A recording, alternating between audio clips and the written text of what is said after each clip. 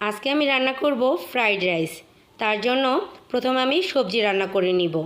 কড়াইতে তেল গরম করে প্রথমে পেঁয়াজ কুচি ও সামান্য রসুন কুচি দিয়ে নিব।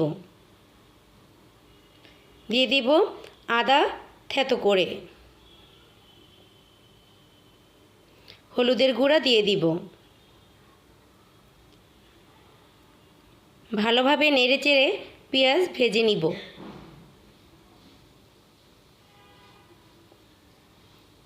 পেঁয়াজ ভাজা হয়ে গেলে এর মধ্যে সবজিগুলো দিয়ে দিব। গাজর, বাঁধাকপি সামান্য, ফুলকপি, ব্রকলি, আলু, সিম, কয়েক রকমের সবজি আমি দিয়েছি এখানে।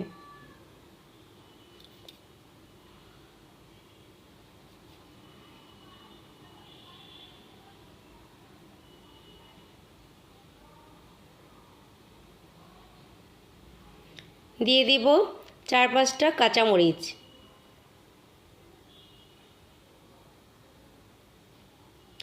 দিয়ে দিব স্বাদমতো লবণ।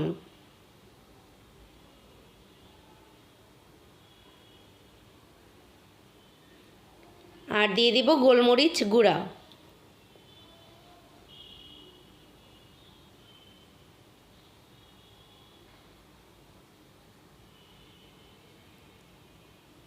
আমার সবজি রান্না হয়ে গিয়েছে। এখন আমি পোলাওর চাল ভালোভাবে ধুয়ে এটাকে ভালোভাবে ভেজে নিব। এর মধ্যে দিয়ে নিব তেজপাতা, আদা ছেঁচে দিব, আর দিব গরম মশলা। সবগুলো উপকরণ একসাথে ভালোভাবে ভেজে নিব। চুলার আঁচটা একটু কমিয়ে নিব। দিয়ে দিব লবণ, কাঁচামরিচ দিয়ে দিব এর মধ্যে।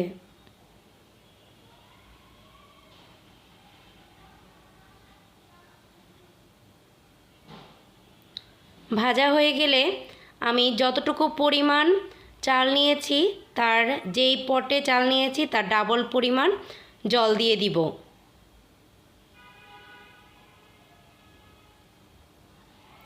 আমি এখানে 3 পট পরিমাণ চাল নিয়েছিলাম, সেই পটের 6 পট, কিন্তু আমি এখানে 6 পট থেকে একটু বেশি পরিমাণ 7 পট জল দিয়ে দিয়েছি। দিয়ে দিব স্বাদের মতো লবণ আর চিনি। এখন আমি ঢেকে দিব।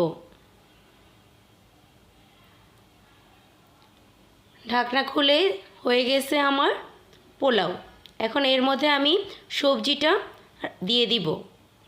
সবজি দিয়ে মিক্স করে নিব। তৈরি হয়ে গেল আমার ফ্রাইড রাইস।